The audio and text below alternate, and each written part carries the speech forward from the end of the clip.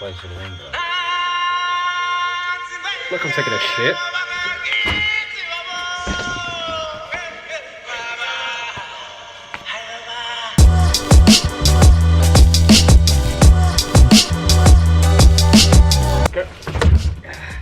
I hit the roof.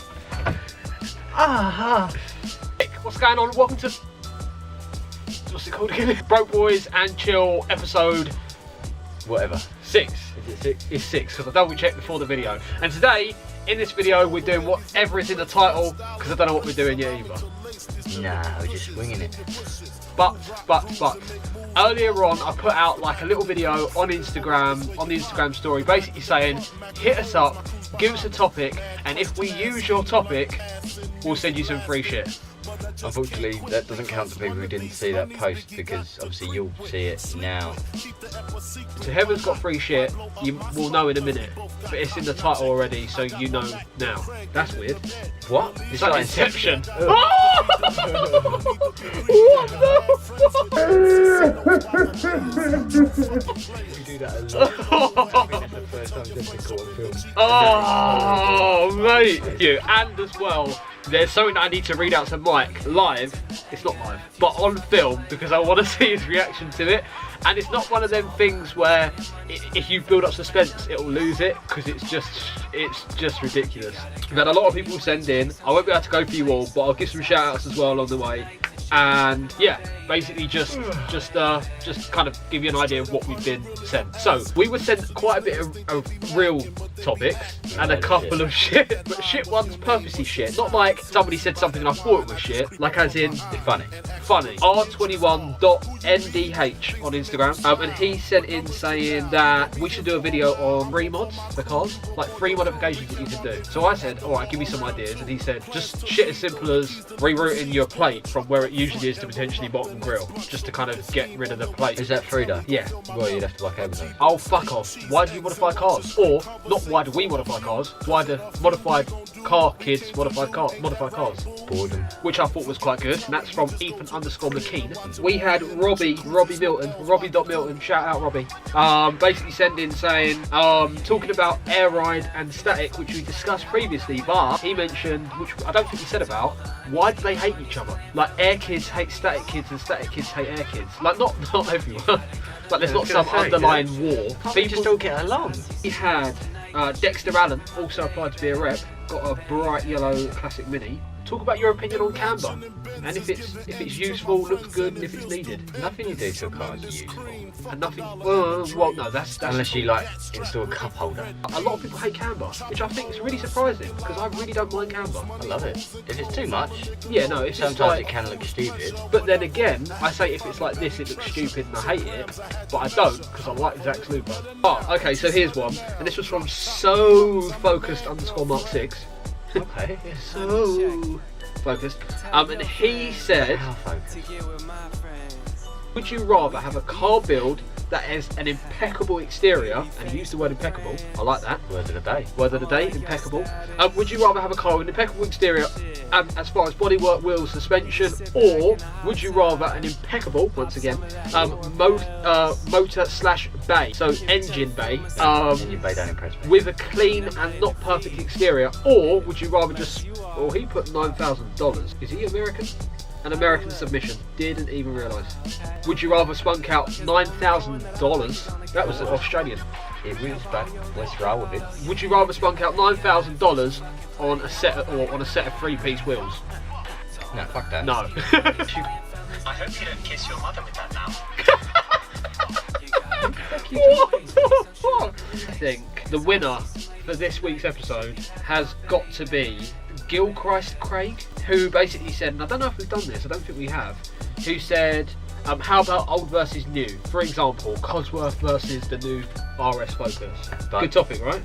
The new RS Focus is fucking banging. He's fucking mad. Gilchrist Craig. You're the winner, boy. Yeah, definitely. So today, in this video, we're going to be talking about old cars versus new cars, old school versus new school. First of all, like we always do, what's your opinion? Just off the bat, and we'll explain why after. Old school, boy. Old school, all day for me too. But I think I'm biased, and I think you're biased because you sit in the passenger seat of so many of my cars. I say so many too. But I think you sat in the passenger seat of old school. Modding them is a lot easier. I like doing stuff where I can see a visual, like an end game. Yeah. But if it's broken down, fixing it, I hate. Yeah. Hate 100%. So that's why I ended up getting the MX-5 that I've got now. If you haven't seen it, by the way, there's a video. So hit up the video before. Stop going on about this video. Haven't seen the video before, hit it up, watch that after this. But that is why I bought it. Reason being is, I had the Mini, which every time it broke cost me £400 minimum.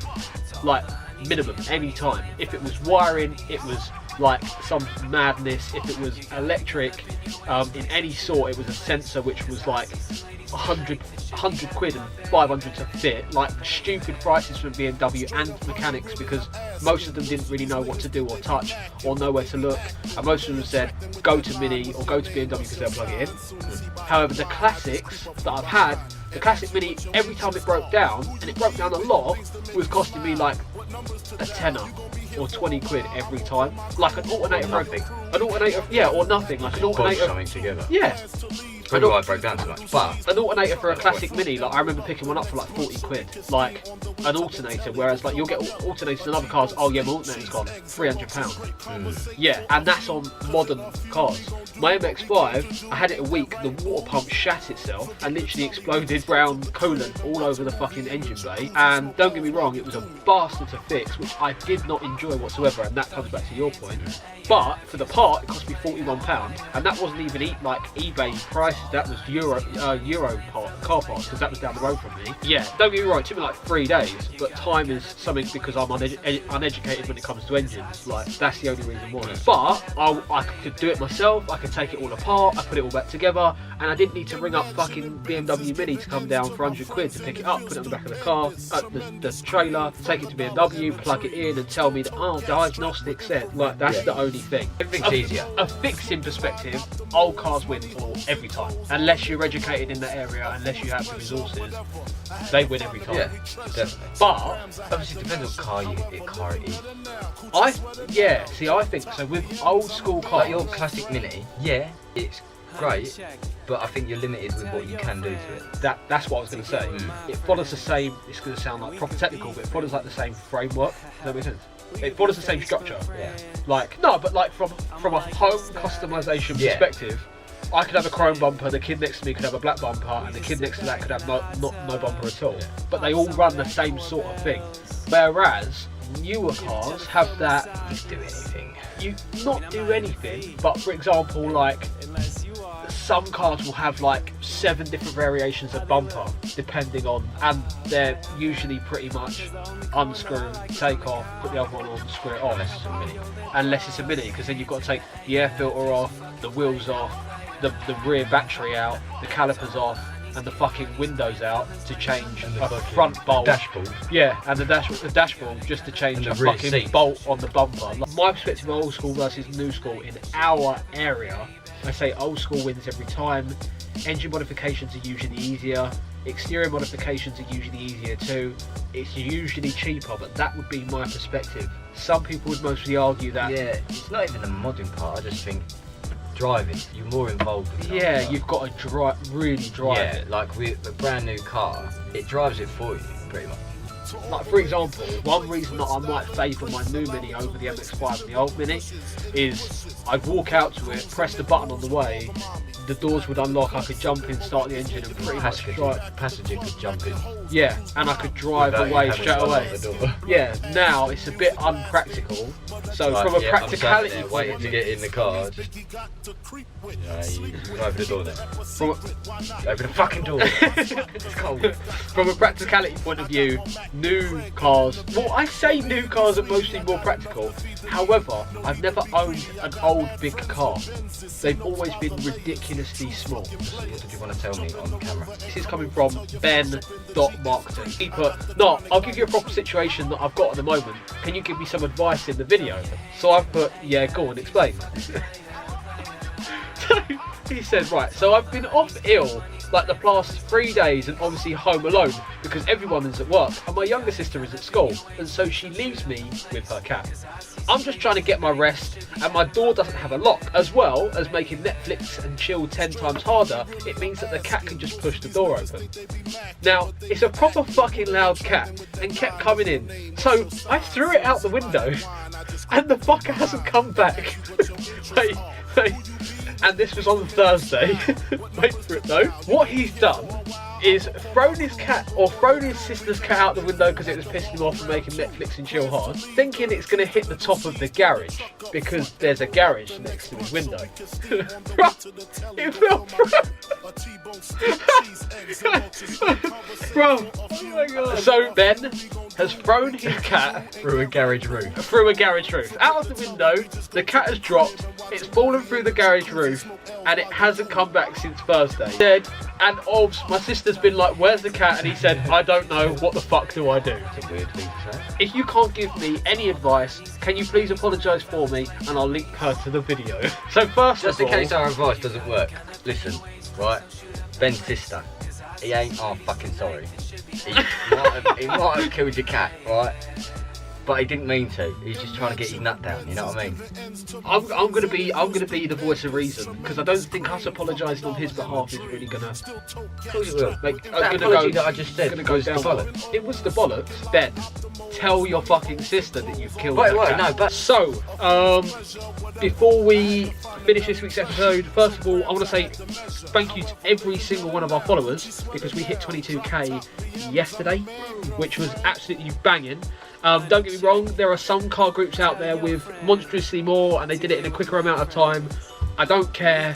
This is what we've got. This is what we've personal done. achievement. Yeah, it's a personal achievement. It's a stepping stone. And as well, to put it into perspective, because I was sitting there with my bird, we could fill the whole of the O2 Arena and still have 2,000 people left over.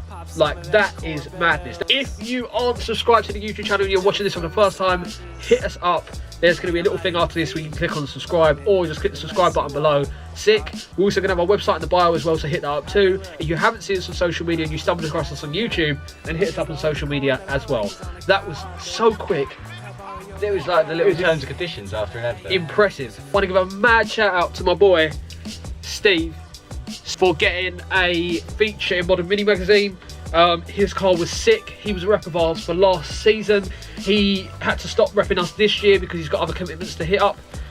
But the best bit for us was the fact that he had our stickers on, but they were black, so you couldn't really see him in the photos. That's a downside. But the plus side is he gives us a cool shout out. A cool shout out in the thank you section after, basically saying thank you for us helping him getting into shows and promoting his car.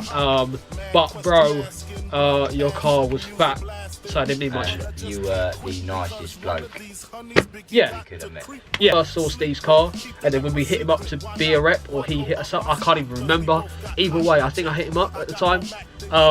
His car was it was static, and I saw it in a video scraping onto his drive, and I thought that's madness. Other than that, thank you for watching. We will be back very soon. We're trying to hit up consistent videos, but it's getting mad hard, but we can do this. Safe. Peace. Yeah, if you's a fucking player. To all the honeys getting monies, playing fellas like dummies. You got a gun up in your waist, please don't shoot up the place. Cause I see some ladies tonight that should be having my baby. And an episode of 8 out of 10 Cats, and I was on the second episode of 8 out of 10 Cats. Fucking cry me a river. No, I'm sorry, I did ring you halfway through and say I'm going to go get my mum food, and I had Nando's too. She offered to buy me Nando's. Who doesn't fucking take that sort of offer?